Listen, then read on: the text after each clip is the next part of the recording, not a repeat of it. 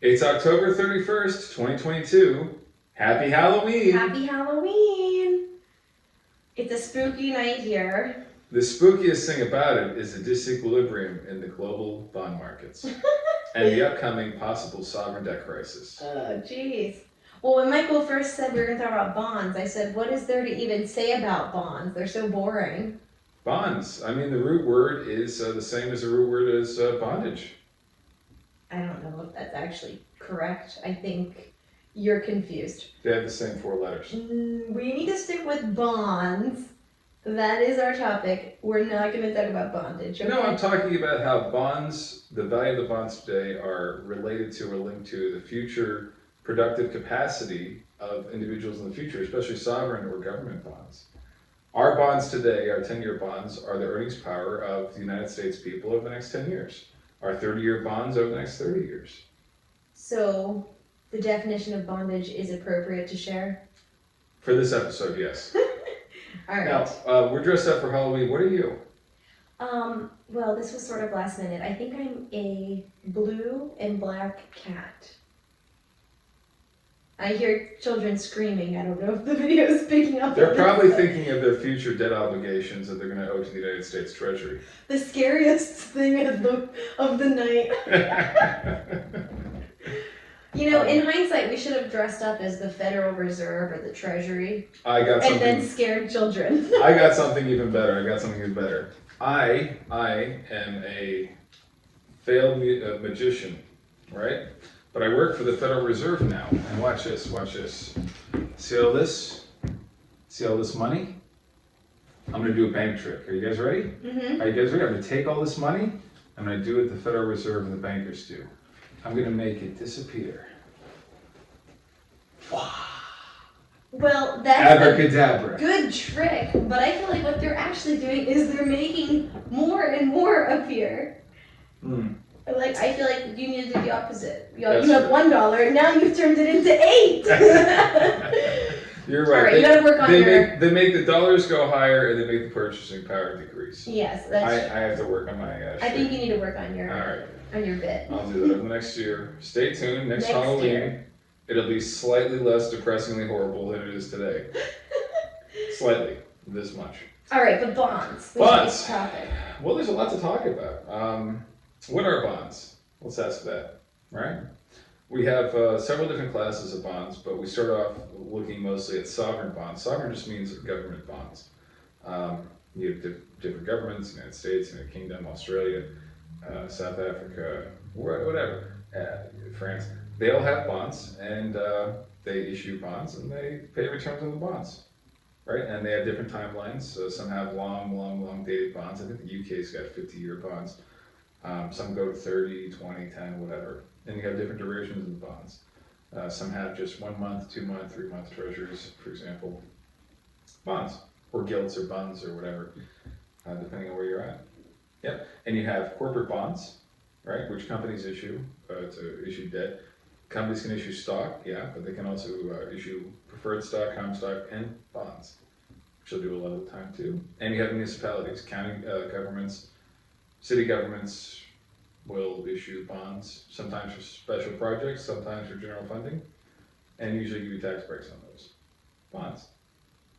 Cash now in exchange for, you give them cash now and they pay you that cash back with interest over a certain period of time. Bonds. I think most people probably already know the definition of bonds. I think. Well, it's worth reviewing. A lot of people don't go and buy bonds directly on the open markets, right? A lot of people don't know what a CUSIP is. It's a bond identification number. A what? CUSIP, CUSIP. A bond. I have no idea what it stands for. Each bond has a CUSIP number. You can go buy the bond. Oh. If you want. Okay. You're a little hard to hear for me. Oh, I'm sorry. Yeah, CUSIP number. Okay. Bonds have CUSIP numbers. You can look up bonds by the CUSIP number and buy it if you want. But most people don't do that. They hold bonds through retirement accounts. Yeah, one of the key reasons why is, I think it's 20 now, right? Anyway, bonds are ordinary income. So if you pay a 40% marginal rate, so you pay 40% on your bond yields. That would make them less appealing to hold then. Certainly, which is why a lot of people buy bonds indirectly, or through funds, including closed-ended funds, or they buy them through 401ks, IRAs, 529 plans, whole life insurance plans, et cetera, et cetera. Yeah, pension plans too, if I didn't already mention that. I can't figure out why they're taxed at, I'm probably getting a little off topic, but why would they be taxed at ordinary income when the return is already lower than what you would get in most other, like, alternative investment vehicles in the market? Because reasons.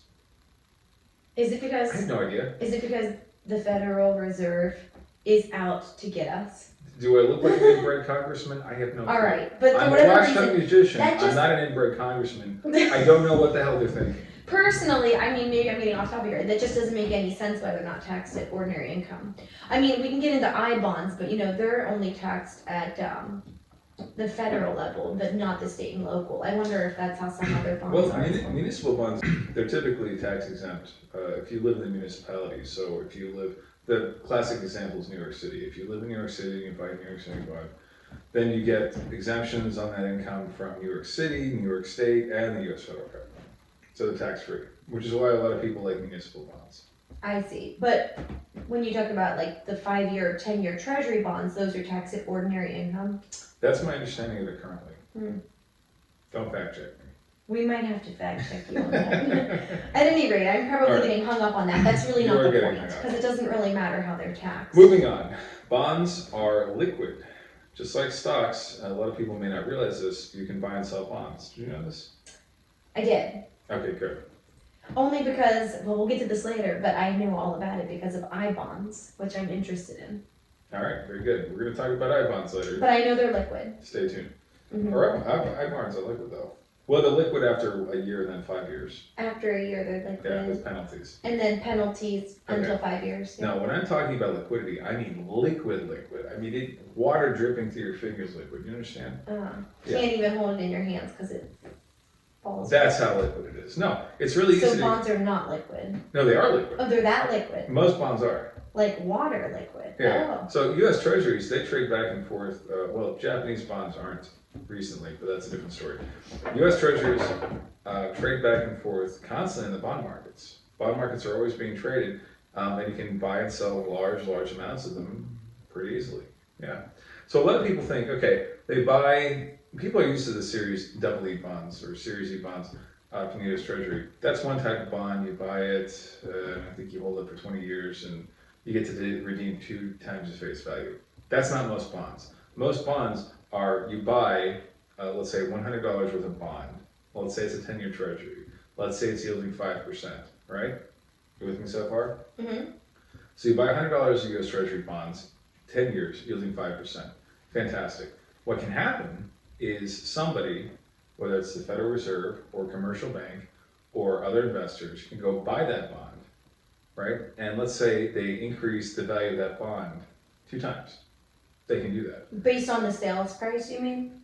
They just bid up the price. So instead of buying it at $100 face, they can buy it at $200 face, which means the yield goes down from 5% to 2.5%. Right. Mm-hmm. So the value of bonds can go up, the yield can go down. Mm-hmm. If you're holding one of those bonds that you bought at $100, you could then, just like with a stock, if the stock doubles in price, you can sell it, get 2 times what you put in. If a bond doubles in price, you can do the same thing.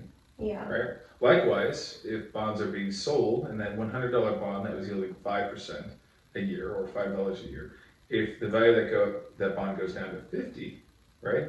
Technically now the yield on that's 10% if the coupon is still being paid, right? And that doesn't do anything for you though, because you're still getting your $5 that you paid $100 to get. But now, unfortunately, you can only sell your bond for $50. Yeah. Yeah. And I feel like right now, that's probably happening for people where even if they've held bonds for a few years now, the face value is far lower, even though their yield might be higher. Yes, that's Because right. people are selling bonds, That's right. which is elevating the interest rate, or the return, I should say. Yes, exactly. The yield. The yield. On the bond. Absolutely. So a number of factors have driven the bond yields from their historical averages around 5, 6, 7%, down, down, down, down, down. The process for that largely is quantitative easing, which is an institutionalized purchase of bonds by the Federal Reserve to intentionally drive bond prices up, yields down. Any ideas why the federal government might want to drive yields down on bonds? U.S. Treasury bonds specifically? Well, I have a wild guess that inflation may have something to do with it. Inflation does have something to do with it. They're driving bonds down because, Driving bonds up, yields down. because the yield going down means that they pay less on the interest. I like to think about it in my brain as if the federal government is a person with a flexible rate mortgage that they have control over the interest rate. I like the way you put that. So if they can get a lower interest rate on their loan, Why not? then that's advantageous for them. Right. And the technical term for that is called monetization of the debt. So a lot of countries that, like the United States, are overburdened by debt. The United States currently has a little over $30 trillion. We take in, I think about $3.5 trillion in tax receipts. We spend about $4.5 trillion, which means we keep deficit spending, we keep adding to the debt. Our interest payments on the debt at a bond interest rate of 1%, I think run around $600 billion. If you take that up to the current treasury yield at 4%, the cost of the federal debt becomes about 1.2 trillion. Not an insignificant difference. That's a big difference. So if I was the federal government and I was trying to decrease my debt payments, I would do everything I could to increase the value of bonds and decrease the yields. Yeah. Yeah, but that process of monetizing the debt, of turning the debt into a monetary instrument, which is what this is, it increases the inflation rate dramatically. Yeah. So bonds, generally speaking, sorry, go ahead. Oh, I didn't mean to cut you off, but I just had a question about what you said. You said that what they're doing is to increase inflation rates, Yes. but what they're doing currently is quantitative tightening to decrease inflation rates. That's what they're doing now, and they've been doing it for about 2 months. But prior to that, you're saying quantitative easing was Right, since 2008, 2009. yes, was to Quantitative easing programs. For enough money, take that money, that cash that's just been generated from nowhere, abracadabra. Use that new cash to buy bonds, drive the yield of the bond down, the value of the bond up, right? And then use those bonds as collateral, the commercial banks do this anyway, to borrow more cash or buy stocks or buy houses. Right. Yep. Okay, carry on. Monetization of the debt. But carry on, I did not mean to interrupt you. No, that's okay. I was going to move on to the two big factors. I mean, bonds are great in theory. In theory, it allows people who are trying to do a project, municipalities who are trying to, back in the day, they built canals, they built railroads. So back in the 19th century, a lot of people, a lot of municipalities, railroad companies, canal builders would raise bonds. And the 19th century was a deflationary century, so rather than inflation, we had deflation, which was great for bondholders, it was great for savers, it was great for the productive capacity of the economy. Yeah, and so that was the age of bonds. That's where bonds really helped to drive a lot of our infrastructure development and our industrial capacity. And probably part of the reason we don't have such good industrial capacity now and infrastructure is because the bond markets have been toyed with and abused for such a long period of time. And that's an entirely different subject. But I wanted to talk about what causes bonds to trade down. And there's really two things, right? There's default risk. So whether the country or the corporation or the municipality, they might not pay back their bond, right? That'll cause a liquid bond, which almost every bond is, to trade down in value, yield goes up. So again, if you had $100 that you put into the bond, and there's a major default risk that a lot of bondholders are concerned about, a lot of them would sell their bonds to get rid of it, thinking that they're not going to get future coupon payments. Right. So maybe the face value of that bond goes from 100 to 50, you've lost half your capital, and maybe during the intervening time, that's in year 3, so during the first 3 years you got 5% a year or 15% return on your investment. but then you ended up losing half the value of the bond, and then you have a net yield of negative 35%. That's happened before. It's happened with sovereign governments, it's happened with corporations, it's happened with municipalities. So default risk is very significant, very serious for bonds and bondholders. The other one is inflation, right? So if they're, depending on what currency the bond is denominated in, and here we're in the United States for now, and we'll talk about United States dollars and United States currency. So if the Treasury issues a 10-year bond in US dollars, right? And let's say that has a yield of 4%, then bondholders will want a return of 4% over the next 10 years. But what happens if the United States Treasury, with the assistance of the Federal Reserve, prints off so much cash that they cause an inflation rate of, I don't know, 8% a year? I'm just throwing out numbers here. Just a thought. Willy-nilly. I mean, I don't know that last year's inflation rate was last month's inflation rate was 8.1% year over year. I'm just throwing out numbers. I don't know where I get these numbers from. It's part of my magical powers. Crazy coincidence. So then the real yield on a bond, a 10-year Treasury bond, at 4%, when the inflation rate is 8% on the US dollar, is in real terms negative 4%. Mm-hmm. But only if they can maintain inflation high enough that is sustained throughout the life of the bond. That's a good point. Some people will say, if you're looking at the compound annual growth rate of the bond over time versus inflation, if you just have a 1 or 2 year spike of inflation up to 8%, and then it goes back down to 2% or whatever fairy dreams, fever dreams that investors think it's going to go down to currently. Yes, that over the long period of time, maybe the net yield might be 3% a year or 2% a year. Okay, that's possible. Inflation has never historically worked that way, but maybe for the first time in all of human history, in the entire course of civilizations, we will have an inflation that can skyrocket up to double digits or close there too, and through mystical, magical tricks, be taken back down again. It could happen. That quickly, at least, because Right. I mean, I think in the 70s, the Federal Reserve did increase interest rates, and over that decade, it did come back down. But I understand what you're saying. It's not like we'll have 2 years of 8 to 9% inflation rates, and then the third year it'll go to 2%, just like that. Right. So therefore, in the life of a 10-year bond, if the life of that bond began in 2020 and goes until 2030, then the average inflation rate every year may be higher than the rate of return that bond is offering. Basically meaning that the money that you're putting into the bond is more than what you'll take out at the end of the life of the bond, including the interest payments that you've received. Right. That makes sense. I guess we'll see what happens over the next few years, how inflation, plays out. But that is called demonetization. No, that's called debt monetization. Oh, debt Sorry, monetization. Okay. Yeah. I understand. You brought up the 1970s. That's interesting. I'd like to point out, in the 1970s, the debt to GDP ratio was about 35-40%.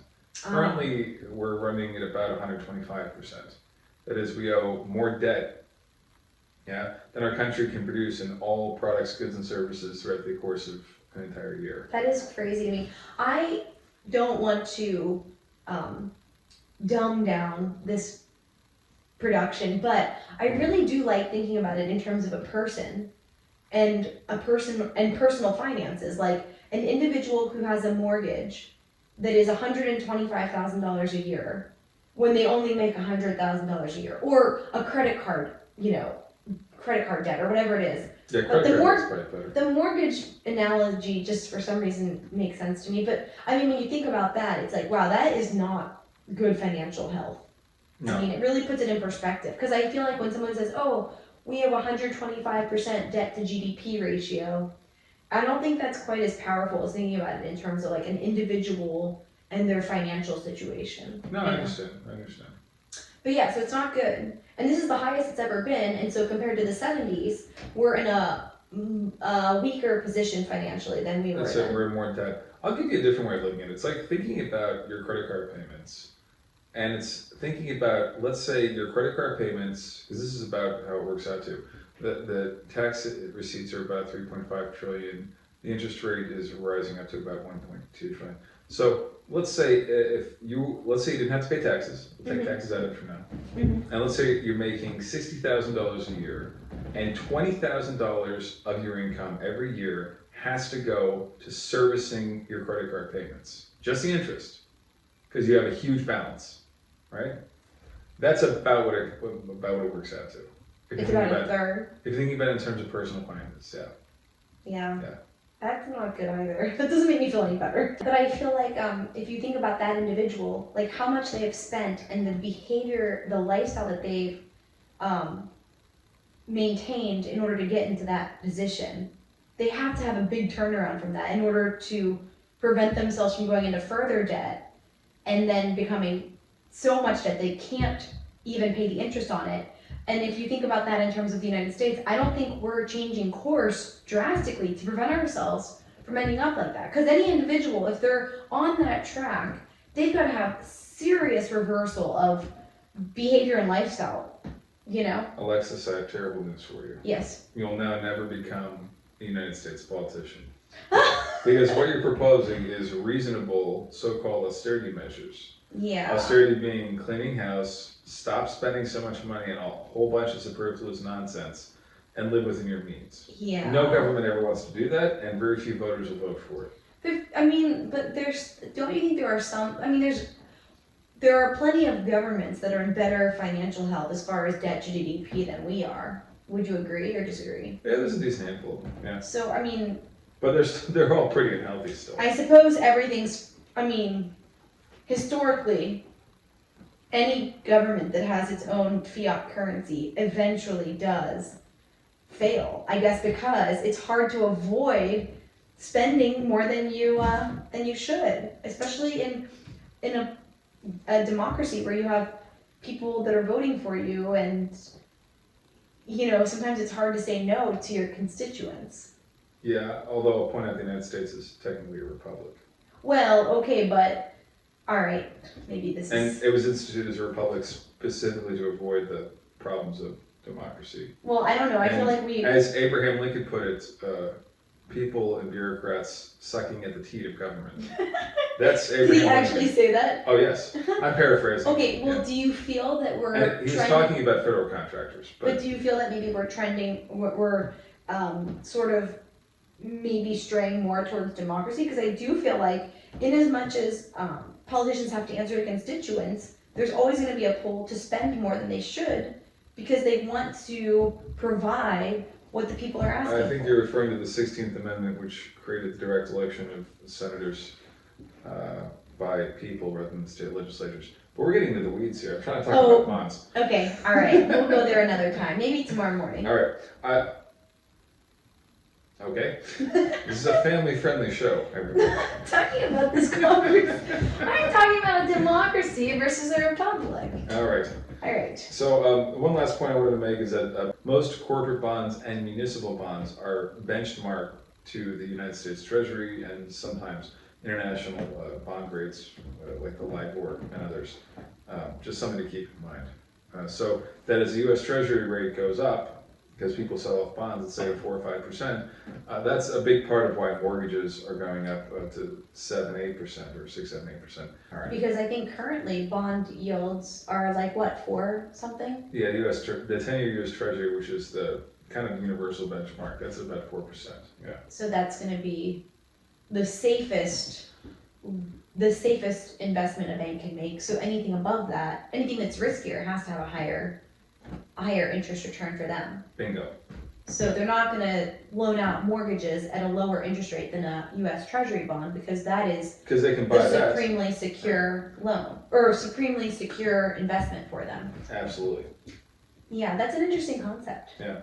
Well, a lot of people don't understand the credit markets and they don't understand these nuances. And these are some of the nuances that govern all the credit in our society. Yeah. Yeah. Our mortgages, car loans, credit cards, everything else. Well, I hate to say this, and I'm very glad that we're not in July, because it's not patriotic to say this, but the United States government has defaulted on bonds 4 different times. I was just about to ask you about this. Yes. 4 times. 4 times. We did brief each other before this video, and you mentioned that, and I don't think I remember 4 different occasions where they defaulted. In actuality, we did 5 shots tequila, and then just kind of, cowboyed it, Leroy Jenkins style. I don't know who Leroy Jenkins is, so you've lost me. I'm sorry. Okay. Yeah, we have defaulted on the debt 4 different times, and I'll name the times.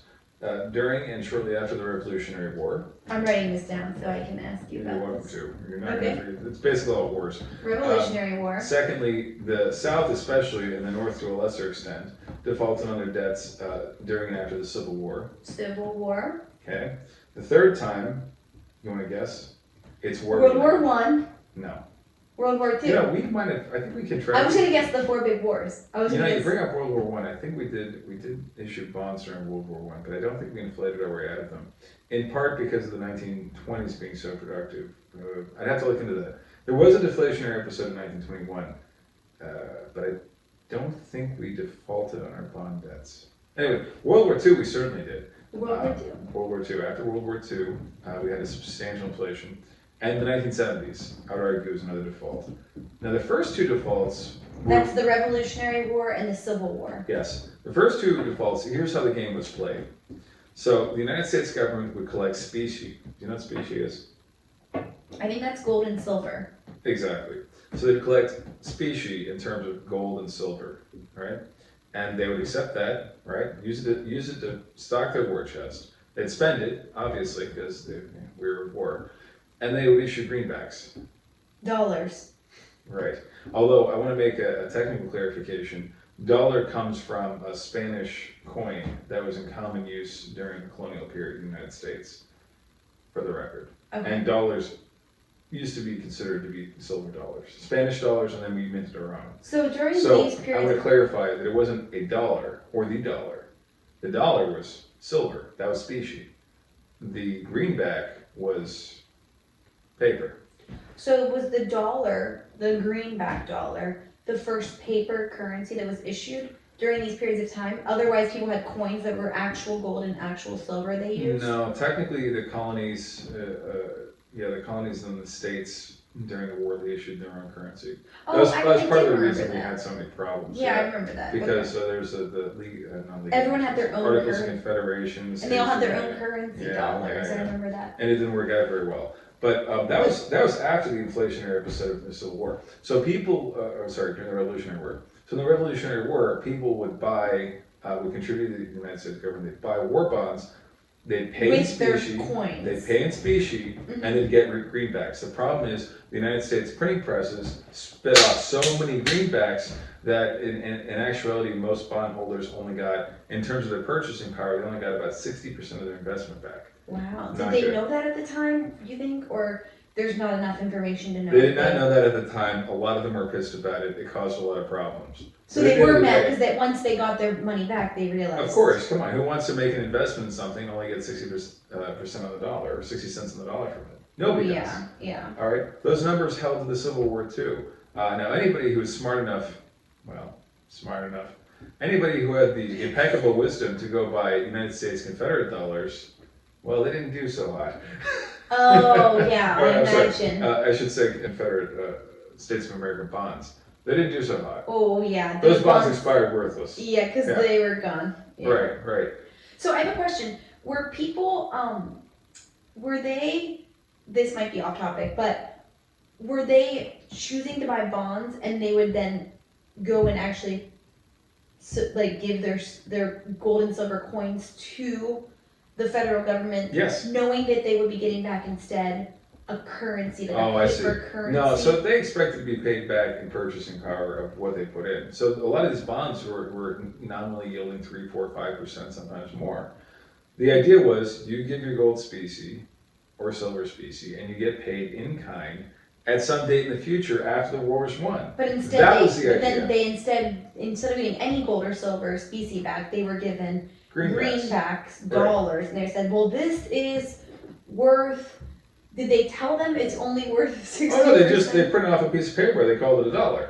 And That's they how didn't tell inflation them. works. I see. So they got our silver $1, you know, a certain Oh, weight I of see. It silver. still said whatever the amount was Oh, yeah, on its yeah, face. yeah. I see. Yeah. See. But People they went. weren't happy about it. Yeah. Okay. Right. That So- happened during the Revolutionary War and the Civil War. So it happened on the Confederate side, and I was going to say it happened on the Northern side too. The Northern side, again, same game. They took specie and they printed off greenbacks. And bond holders in the Civil War were also given back something like 60-70% on the dollar back in greenbacks that had been inflated. So more greenbacks were printed than specie was collected. The Romans did the same damn thing. They took in gold coins, they mixed them with copper, and they'd mix them with more copper, and they'd mix them with more copper, right? And then they'd give all the coins out to their soldiers. It's the same damn thing. It's deficit spending, funded by inflation, funded by debasement of the currency. We've done this twice through that specific means. The other 2 times were through different means. Okay, yes, this other 2 times would be World War II and the Yes. 70s. Yes. So what were the means then? Right, in World War II, we contracted at the time, although we've surpassed it recently. Hooray! We contracted at the time the largest amount of debt to GDP we'd ever had in our country's history. Do you know what it was then, after World War II? I don't know, maybe 90, 110%. I'm putting him on the spot, so we will fact check. But I don't know. I don't mean to put you on Give or the spot, take, actually. I'll give you a But it range. was around, the debt to GDP was around, our debt was around what our GDP was at the time. Yeah. It was very high. And it was because we contracted a lot of debt to fund the war effort. Okay, fine, great. And we took war bonds. You've seen war bond posters, and they needed to raise money to fight the war. But at this point, we were still on the gold standard. So were they still giving gold and silver specie, or at this point most We people were were in a returning? attenuated form of the gold standard. People could not do, because this is post 1933, they could no longer slap an ounce of gold on the counter, slap a $20 bill on the counter and get an ounce of gold. We had an attenuated gold standard, so we weren't really anymore. Okay. In theory, kind of, but it was a reserve gold standard. Okay. And if you saw the Captain America movie recently, he was going out schlepping for war bonds too. Maybe you didn't see that one, but anyway. So right, the idea is the United States government raised a lot of cash by selling war bonds. Instead of taking that cash as gold or silver, well, you could still take silver coinage, which they do sometimes, but they would take the cash, they collected it for the war effort, fought the war, won the war, hooray, and then inflated the economy. How? By printing off more dollars. Oh, okay, go ahead. So they printed off a lot economy. more dollars. They printed off, and in effect, yet again, they paid it back about 50, 60, 70% back in the purchasing power of the bonds that they collected. And did the people then also know they were aware of that because they were aware of the inflation rate? I don't think so. I don't think a lot of people were. I think a lot of people saw the posters and they felt patriotic during all these wars, the Revolutionary War, Civil War, and World War II. And these are all, in their own ways, good wars. To the extent any war can be good. We fought them for good reasons. They had good outcomes. Fine, I agree with all that. But bondholders got screwed every single time. So, which is why I'll say, if there's any war bonds at all in the future, keep in mind, you're making a generous charitable donation to your government. You're not making an investment. And that's good. If you want to give to the government, you want to support a war effort, by all means. It is God a bless you. patriotic, noble act. Right. It's a patriotic thing, and go give charitably. We give charitably all the time. Sometimes we need to give charitably to our incompetent governments. It's a thing. I've never even thought about investing in bonds as a charitable, patriotic. Well, it is when you're dealing with the U.S. government. As a matter of fact. That's funny. The last time during the 1970s, in part it was to fund the Vietnam conflict, not a war, because it was never technically declared a war by both houses of Congress. In fact, we haven't had a war since World War II. That's an aside. But so in the 1970s, it was in part to fund the Vietnam conflict, and part to fund the Medicare program that began, in part to fund a bunch of social welfare programs. But long story short, the United States government reneged on the gold standard altogether in 1971, printed off a whole bunch more greenbacks, and then a lot of the bondholders at the time lost substantially. And the reason they lost substantially is because interest rates were jacked up, and they had to be at the end of the day in the early 1980s, in response to inflation getting out of control, which had already destroyed the value of the bonds. So if you bought a bond in 1971, I'd have to do the math on this, but if you had bonds in 1971, let's say a 10-year US Treasury, you probably lost something like, 60, 70% of the valuation of that, Wow. just because of how much money was printed during the 1970s. Wow. Yeah, it was very bad, and how much the inflationary impulse took out the value of the bonds. That's the fourth time. People say that what we're going through now is very similar to what happened in the 70s. So do you anticipate, not that we or you can tell the future, but is that kind of what you anticipate, a repeat of that? I can tell the future because I can do math, and this is now the fifth time. So you're sure we are having a debt monetization? We're right now in the middle of a sovereign debt crisis. Absolutely, there's no way that the federal government can pay off any of its obligations. And I'm looking at a debt to GDP ratio, looking just at the nominal debt, at the reported debt from the US Treasury. If you include unfunded liabilities, such as Medicare, Medicaid, and Social Security, and other things, our debt is closer to about $230 trillion. Will you remind me again what unfunded liabilities are? Sure, a bunch of programs that the US government has promised to pay out and doesn't have the cash for. There's no like set aside fund for it. Is that Correct. why it's called unfunded? It's just like with taxpayer revenue, that's the plan? It's supposed to come from FICA taxes, but we don't have enough FICA taxes to fund it. Oh, okay. Yep. Well, anyway, so there's unfunded liabilities of how many? 230 million? No, 200 trillion. Whoa! Yep. $200 trillion Yes. annually, or Altogether. since the beginning of our government? Yeah, stacked on liabilities over time. Yeah. So currently not outstanding 200 trillion. Well, our nominal debt's currently outstanding at a little over 30 trillion. And then if you add the unfunded liabilities, it becomes 230 trillion. Oh my, Have you not heard this before? I don't think I knew it was that high. It's high. That sounds like if you consider the unfunded liabilities, our debt to GDP ratio has to be Very high. way over Well, we're on including 125%. veterans benefits. If you- Okay. No, I was just saying, if you include all of the unfunded liabilities and the interest on, well, that's not really, because it's unfunded debt, there's no interest on it.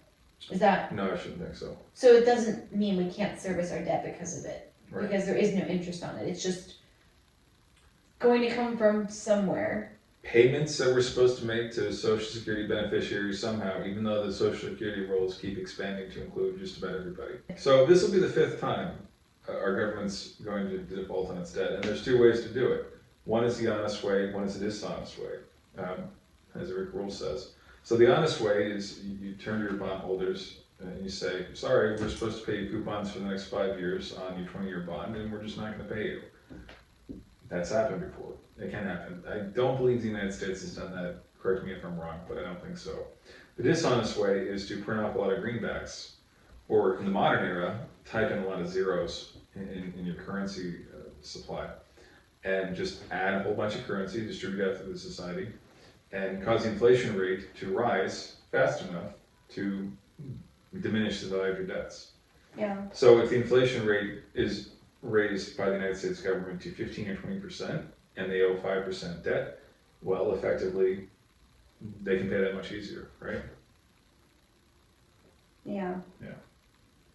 Because they can, they're creating 10% or 15% more cash on an annual basis than they are having to pay the debt. There'd be no reason for them to default the honest way if it's kind of worked in the past, unless you trust that your government won't do that, you know.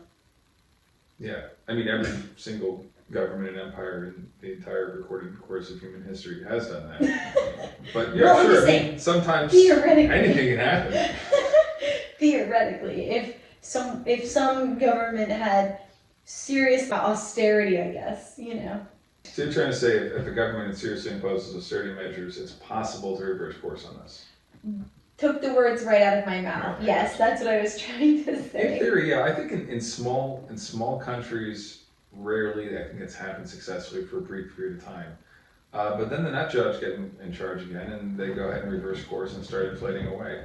Yeah, I do recall there were a couple of Roman emperors who changed the debased coins from maybe 90% copper, 10% gold, and they took it back to like 50% copper, 50% gold. That's happened before. That It's helps. been irreversible, that debasement. And I would think that actually increases the longevity of the life of whatever power structure, whatever structural government you have. The Byzantine It Empire. makes sense for the survival of that entity to actually, reverse course when there's a lot of inflation. It's in their best interest, but it's probably requires a lot more foresight to think long term that way. The Byzantine Empire did that, at least on one occasion. They bought themselves another 150, 200 years, just on that. Oh, wow. Sure. Yep. I believe it was around 1250. So can I ask you a question, or do you have something you want to say? Go ahead, go for it. My question is that I'm just thinking about, I don't think that you directly hold any bonds. I don't.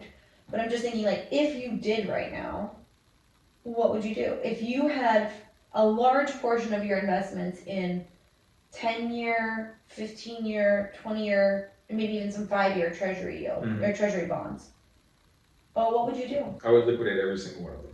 Today? Because if you were holding them, let's say for like 2 to 5 years, you've been holding them, I imagine, I don't know, but I imagine the face value, what you can sell them for is at a significant loss. Compared to 5 years ago, maybe a slight loss. Oh, really? Is it still close to what it would have been at face value? I think we're getting back now, in terms of the 10-year treasury yield being around 4%, we're getting back around to 2008 levels. I think if you had bought bonds 5 years ago, you probably were purchasing them about 2.5%, 3.5%. So maybe you lost a little bit, but I look at any investment as taking the capital and putting it to its best and highest use at the current time. I think there are some factors, complicated bank situations, that certain, especially former Federal Reserve officials talk about, where there could be a run to bonds, bond purchases by the bank for safety, or also separately, the Federal Reserve might monetize the debt in a way that Japan and the Bank of England is, and intentionally put a price control under their bond yields, or under their bonds, and to suppress the bond yields. That could happen, and if it does, if there's a liquidity crisis, a flight to safety, you could see a temporary period of time where bonds go up. Maybe, maybe not. You could also see bond yields go up from where they are 4% to 8%, and then that flight to safety happens, driving it back down to 4 or even 2 or 6 or who knows what percent. Long term, I think bonds are extremely poor investment. Extremely poor investment? Yeah, I think bonds are an extremely poor investment, and unless you like to give charitably to your government, in which case they're an absolutely fantastic investment vehicle. Yeah, that's interesting. So I know you're saying that the face value, you could sell them today for maybe not much less than what you bought them for, but what if it was like, is there any percentage that you would say, like, okay, I'm already down 30% if I sell today, I may as well hold it? HODL, hodl. Hodl? Would you ever hodl a bond? Maybe if they're down, not other people, but just you. Maybe if they're down 90%, or it's 99% really. You're like, might as well. I mean, What's the last 1%? At that point, you're just speculating. But no, I'm not a holder of bonds.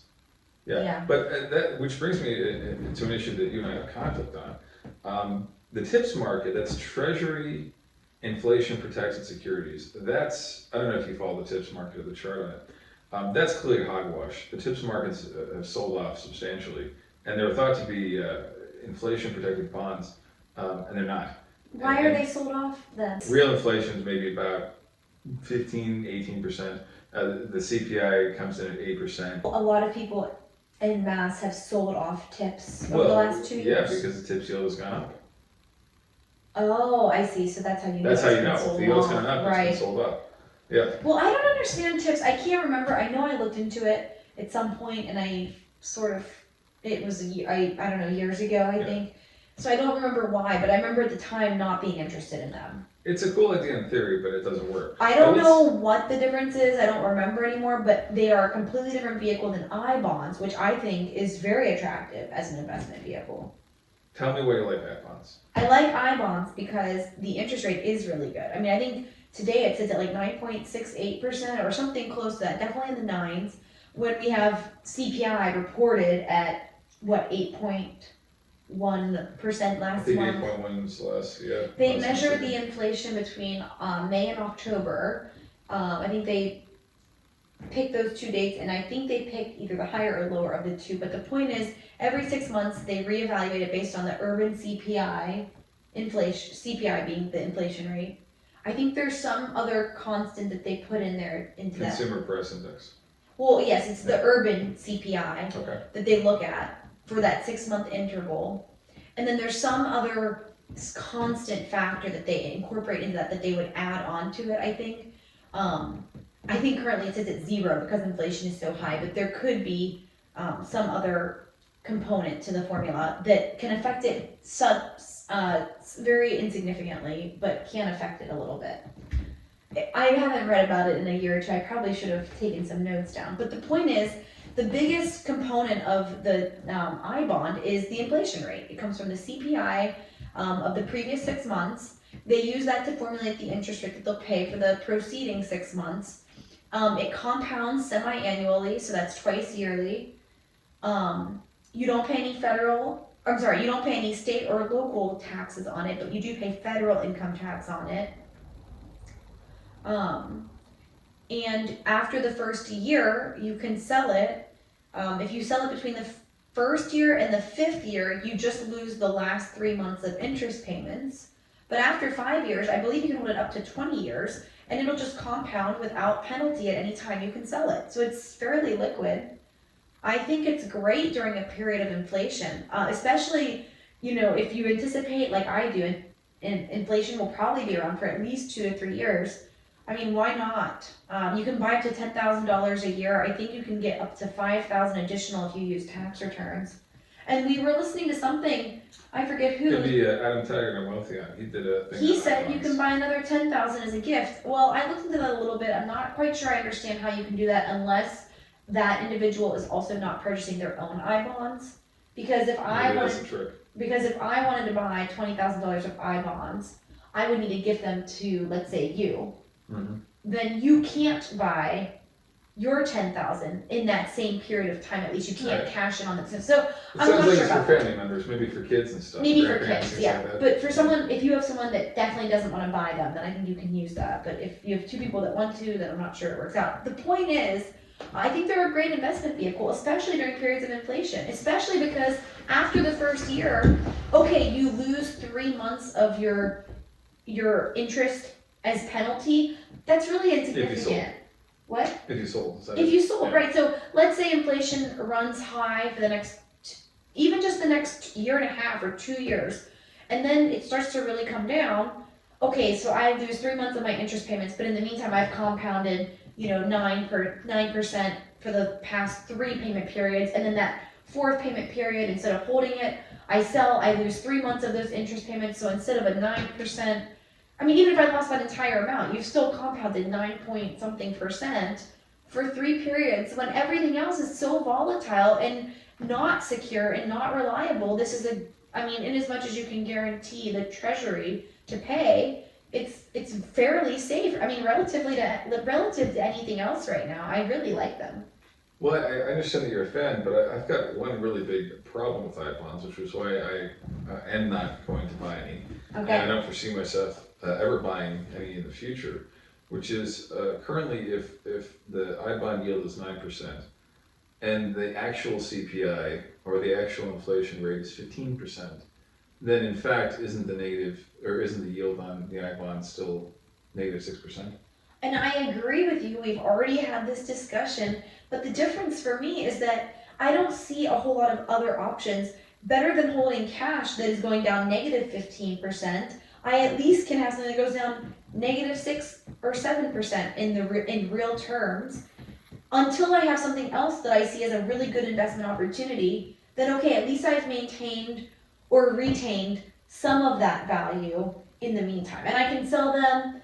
After the first year, I see that as fine to sell. I don't see the 3-month penalty being impactful in my decision to sell after the first year, or really harmful to the overall the overall thrust of the argument, which is that you're at least getting something less than -15% that you'll be getting, or -13%, or whatever the real inflation rate is that we don't exactly know. You're at least getting something better than that if you're just holding it as cash anyways. So the same government who's defrauded United States citizens now 4 different times, they issue a new promise. They've broken 4 promises now. They've issued a 5th promise, and they've said, okay, I'm going to pay you this I bond 9%. I'm going to pay it to cover inflation. And we already know they're lying, or at least I already know they're lying, because the actual inflation rate is 15%. And they're promising to pay the rate of inflation. They're already behind it by 6%. You're going to trust any amount of your capital to these, well, I don't think anybody would put it, these serial liars? Well, I think that if anyone is going to be safe, it's going to be the I bond holders, because they've already said, like, we are going to pay this back. Now, for all the other treasury bond holders, I feel bad for them. And that's also probably why they only want to do $10,000 a year, maybe $15,000 if you use your tax return. But that's also probably why they're capping it, because they probably don't want to be on the hook for that much responsibility to actually pay back their shareholders. But I do feel like if you're going to do bonds, your stakeholders, right? Yeah. Bondholders. But I feel like if they're going to actually hold, I mean, unless they 100% default on their debt completely and say, oh, sorry, like the honest way, we're not paying you. I mean, they're kind of locked in because they say we'll base it off of the CPI, urban CPI. Now, that's probably why they do want to keep it as low as they can with their, whatever metrics they use to determine the CPI. I'm sure that's why they always come in a little lower than maybe what the real inflation rate is. But my whole point still stands that it's still better than holding cash. And in an environment where there's not a whole lot of other options that are going to return that high reliably, I think I win the argument for I bonds. Ding, ding, ding, winner. And that is the end of that segment. You may not respond. Let us know what you think in the comments who you think won this little debate. I'll cap it off with this segue to our next subject, or almost our last. There's Ray Dalio. Like him. I like him a lot too. He's written some interesting books. He's put out some good YouTube videos too. And he says cash is trash. I think Robert Kiyosaki says the same thing. I don't know who came up with it first or if they came up with it coincidentally. But I'll add something to it. If cash is trash, bonds are a landfill. I love that. How good. Well, if cash is trash. That includes I bonds. Oh. Oh, wait a minute. No. I bonds, in my mind, are a different breed of bonds. They don't. Okay. When we talk about bonds, I bonds are like the little baby in the corner. You can't even include them. They're too little. They're too insignificant. I mean, they're significant, but they're not enough of the actual market. They're just a little size. We'll put aside I bonds. Okay, but I do like that phrase. If cash is trash, the bonds are the landfill. Yeah. This is where they just take it all and they just dump it all there. There's truth in that. All the garbage. So I wanted to touch briefly on the main supports of the bond market in the United States, specifically the sovereign debt market, specifically the United States Treasuries. And I keep using bonds. Technically, I understand that there's a division of U.S. Treasury instruments into bills and notes and bonds based on duration. I really don't care. It's all bullshit. It's all the same thing. They're all bonds. So anyway, T-bills, I don't care. They're bonds. They're debt instruments, just of different duration. So the main supports for debt instruments in the United States, the chief one, I'd argue, is the Fed monetizing the debt. About $5.5 trillion of the current Federal Reserve balance sheet is bond purchases of the United States Federal Reserve, which is not technically an organization of the U.S. government. They're a cartel of banks that fix interest rates. They impose price controls. And if you don't know the definition of cartel, go look it up. Cartels set prices on things. That's basically the definition. So they're a bank cartel that sets interest rates, and they've been doing so back since 2020 and 2021 especially, by massively increasing the amount of U.S. Treasury bonds they've purchased. Again, to the point where they're hitting $5.5 trillion in the balance sheet. The Japanese government has been doing this now recently in what's called a yield curve control program. The United States government did it during their post-World War II inflationary era in what was also called a yield curve control program. The Bank of England is beginning to do it because they almost had a pension crisis. So a lot of pension funds own bonds, and if you decrease the value of the bond, increase the yield, what that causes is the pensions to go bankrupt and not be able to pay out their pension obligations. So the Bank of Japan has been, the Bank of England is starting to, and I believe the United States will probably soon do what's called yield curve control. Yield curve control, the normal way bond yields work is if you have a 2-year instrument, you have to get paid a certain rate, let's say 4% in a normal market. 5-year instrument might be 4.5%, 10-year instrument might be 5%, 20-year instrument might be 6%, and your 30-year instrument might be 7%. Let's just say for a nation. And the idea behind that is the yield goes up because you're committing your capital for a longer period of time. If you're just committing your capital for 2 years, you just get a smaller return. Again, something like 4%. If you're committing your capital for 30 years, maybe you get something closer to 7%, right? That yield becomes distorted, that yield curve becomes distorted. You can go check out the bond yields now, investing.com, go to World Government Bonds, it's right there. You can see all the bond yields and all the time series on the bonds for all the durations. And what happens is the yield curve becomes inverted, so or becomes flat. So the 10-year might be the same yield as the 2-year, might be the same yield as the 30-year. All right. And in order to get bonds kind of back toward a normal curve, governments will sometimes institute what's called yield curve control. So they'll buy heavily certain yields, the earlier yields especially, to try to get the yields to be closer to what a normal yield curve would look like. The problem with that is governments, even with all the massive capital they have, even though their ability to create currency infinitely, they cannot artificially pin the price of something down or peg the price of something indefinitely. At some point it breaks, right? Japan's a perfect example. They've been trying to keep, I believe it's their 2-year bond at 0.25% yield. And it keeps, you can look at the charts, it keeps happening.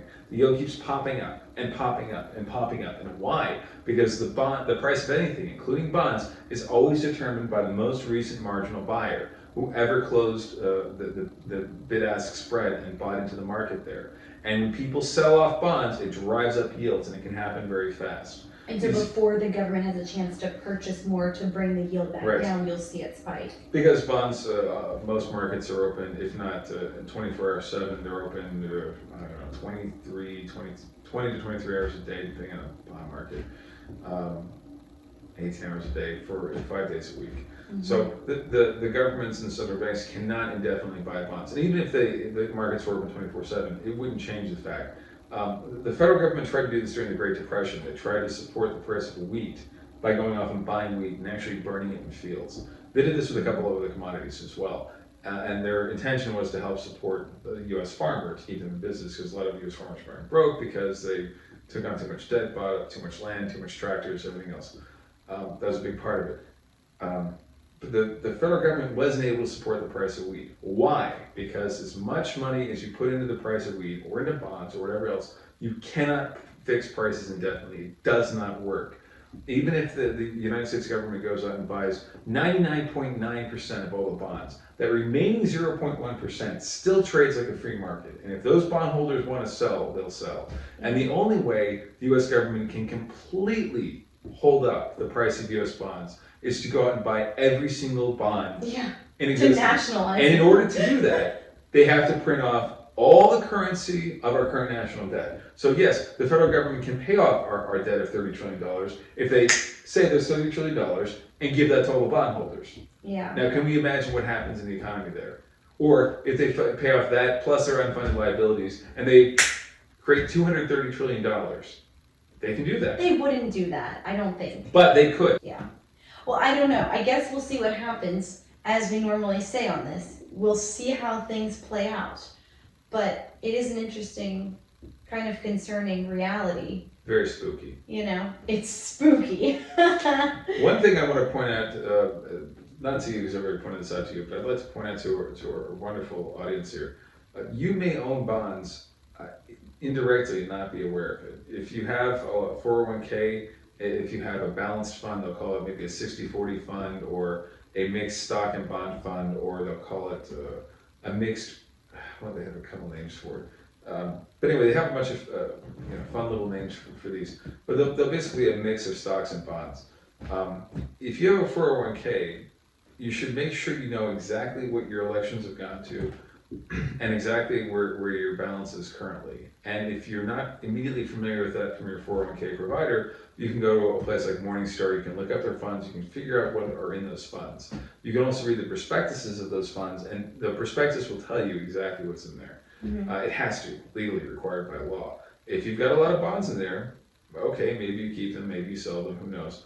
But at least you'll know, and you can calculate what percentage of all of your capital, your net worth, is in bonds. I think that's a useful exercise. If that net worth is more than 10, 20, 30, 40, 0.1%, you might consider maybe unloading some of these bonds before the valuation of them goes down through inflation. Same thing goes with pensions. A lot of pension programs, if you're police, firefighter, teacher, there's a very good chance a substantial amount of your pension fund is invested in bonds. As it is, a number of state pension funds are already hugely undervalued, between being only funded 90 to 70 to sometimes 65 cents on the dollar. That's with asset valuations in stocks and bonds having been really high. Mm-hmm. If you see any decline in stocks and bonds, that undervaluation could go down to 20, 30, even 5 cents on the dollar, especially if they've kept on stocks and bonds on leverage. These pension funds are very dangerous. If you have a significant pension amount, you really need to look into that, figure out what the hell's going on with your pension, maybe write the people involved, if you can, cash out of it, or at least consider cashing out of it, put it into more diversified assets. If I had 90% of my future retirement in a pension right now, I take at least 80% of that out and put it into something else, some real asset. That's just what I do. I don't have a pension, thank God. Right. So you might have it and not even know it. It also affects the insurance industry. The insurance industry takes your premiums, they go and they buy stocks and bonds, and they, in theory, make a yield off those bonds they are able to pay off claims with and also give a profit to shareholders. You'll see insurance costs go up because if these insurance companies, which are holding on to bonds and stocks, lose all their capital, your premiums are going to go up. Another consideration to take into account as well. Yes, and the last point I'm going to make is bond devaluation is, in my opinion, the only way for the U.S. government to get out of its debt. And therefore, bonds are destined to go down in value. It's just a matter of timing. And secondarily, this is very important, everything that's tied to the value of bonds can, and I believe will, also go down. So if banks are using bonds as leverage to buy stocks, stocks will go down. If banks are using bonds as leverage to buy real estate, mortgage-backed securities, those will go down if bonds collapse. Mm-hmm. Anything tied to bonds should go down, including the estimated $400 trillion, 400 trillion or 1 quadrillion. It was a huge amount of capital derivatives market, which is also based on bonds. If any of these things crash, because bonds crash, because there's a sovereign debt crisis, especially in the United States, I think there's a lot of trouble ahead. Bonds are underpinning a lot of our economy, is what you're saying. That's exactly right. And I if didn't realize. If they experience serious problems, the entire economy is going to experience serious problems. So that's kind of scary stuff, actually. So I'll leave you with this. It's Halloween. Happy Halloween. Don't let the Federal Reserve and the United States Congress trick you out of your treat. I love it. Absolutely love it. All right. Happy Halloween. And don't get tricked out of your treat. And sleep on it? Oh, and sleep on it, but don't sleep on it.